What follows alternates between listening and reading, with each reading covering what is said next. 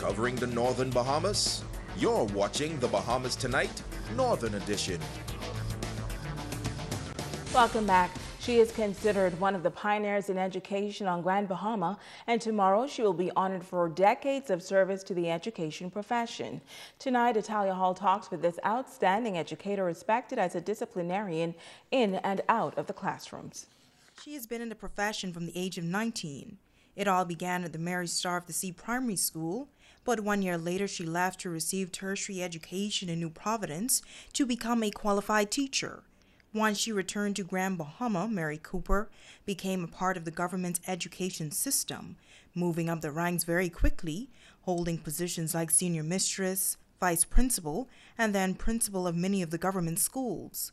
Cooper became principal of the then West End All-Age School in 1991, where she was instrumental in establishing a preschool unit. One day, I was in my office sitting.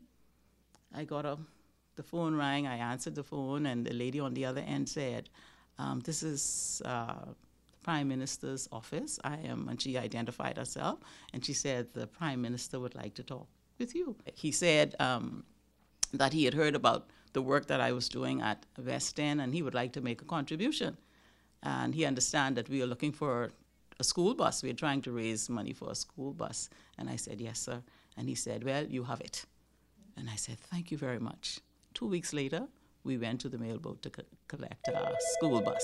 During her teaching career, she was also seconded by the Anglican Diocese and became the vice principal of the then Discovery Primary School and the Freeport Anglican High School. But her stint there was not long at all. 3 years later, she became a part of the then Gombe Land High School, now known as St. George's High. At the end of the year at St. George's, a boy was the valedictorian. I mean, that just did my heart good. I tried to save as many of the boys as I could. She calls herself a disciplinarian and one with a deep love for children, but in 2005 her role changed as she was taken out of the school system and transferred to the Ministry of Education. And in 2016 she was named the district superintendent for Grand Bahama, Bimini, and the Keys. She says going forward, she expects more dedication and commitment from teachers, a greater use of technology in schools, and her final wish is to see senior officials on Grand Bahama more involved in the appointment of teachers. And making decisions for the Grand Bahama, Bimini, and the Keys district instead of all of the decisions coming from New Providence. I'd like to see them participating in that role, even with the appointments of principals and school administrators. Cooper says she's truly looking forward to her retirement, but she's not quite done yet, as she's assisting her sister who owns a early childhood institute. I do some classes for her, so that's in my system. Teaching is what I'm made of. A banquet will be held for the retired educator Mary Cooper on Wednesday, May 30th at 7 p.m. at the Grand Lucine Resort. Reporting for ZNS Network News, I'm Italia Hall.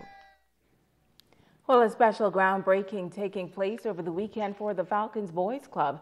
Thanks to the Grand Bahama Port Authority and many sponsors, the Falcons now have a piece of property of their own and will soon construct their new Champs Community Center. Scores of residents throughout the island braved the inclement weather conditions to support the Falcons Boys Club groundbreaking ceremony. It was a proud moment for director of the Falcons Boys Club, Darren Roll, who along with his team for over 2 decades have mentored thousands of young men in the Grand Bahama community. Roll says the property was donated by the Grand Bahama Port Authority and adds that he is leaning on the support of the community as always to assist in the construction of this new facility. This is us trying to continue to build young boys. This is a sacrifice of labor. On many occasions, our names have been placed out there because we go all through the community trying to ask for funds. And that has to be done because we don't have it in our personal pockets. But all of you who are here today, you know that Darren, Carl, and Roll have been personally accountable to you. That's why some of you have been here for 20 years. That's why some of you have been here for 15 years. That's why some of you have dug into your personal pocket for us to be able to have this success. So if you stand at any place and you give me credit, you have done wrong. This is us as a team. President of the Grand Bahama Port Authority, Ian Roll, says that they are proud of the work that Roll and his team have done and adds that they have and will continue to assist in whichever way that they can. If these men, the young men, if they were left alone and you wouldn't have people like Pastor Roll and Dudley Said actually empowering these young men, where would they be? They'd be keeping Mr. Butler and his force very, very busy. So the Grand Bahama Port Authority, we look at this as very serious business. In fact, this land, to me, is no big deal because this is the easy part. The hard part is actually dedicating all of your time, again, unconditionally, to build the young men who affect each and every one of us. Minister of State for Grand Bahama, Kwesi Thompson, as well as Minister of Youth, Sports and Culture, Michael Pintard, both addressing those in attendance. I believe this facility will be built. I believe this facility will be built in a very short period of time. Not because of Darren, not because of us, not because of the sponsors, but I believe that this is a venture that God has placed in his heart, and I believe because God has placed it in his heart, it will be built. I appeal to all of you to support causes like this, causes like the ones run by Outreach, a ministry led by Dudley Say. Because at the end of the day, this is not just about providing recreational activities for young people.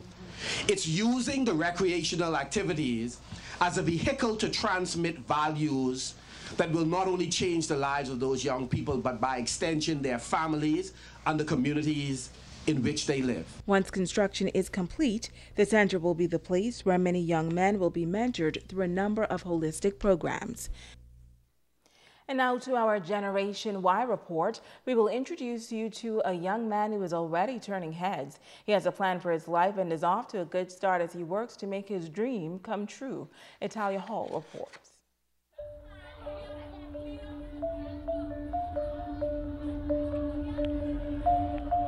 Meet 11-year-old Robert Grant Jr., a 6th grade student at the Freeport Gospel Chapel School. Robert was recently selected as a nominee for the Primary School Student of the Year award. Now, the competition was no easy task. The requirements were many. It was important for him to be a well-rounded student, and he was also required to write an essay as to why he should be given the top award. It's very exciting because I got to meet the Governor General. Out of all my peers in grade 6, I got chosen out of all them because I had the best thing. I had all extracurricular activities, and I'm good in school with all my subjects. Robert also enjoys persuasive writing. My principal wants to cancel all the field trips for the year, and I strongly disagree with that. My principal says she wants to save money. I have some reasons how we can save money and go on field trips. My first reason is that when we study, we do not get the full picture of what the book says. The second reason is we can provide our own transportation. The last reason is help fundraisers. He says being a well-rounded student for him is key, as he wants to become a professional sports player someday. I like to play basketball and baseball and do various activities like out of school, like Discovery Club and Eco Club. Being motivated by just what I want to do in life, like become a baseball player. And now it is time to ask the doctor.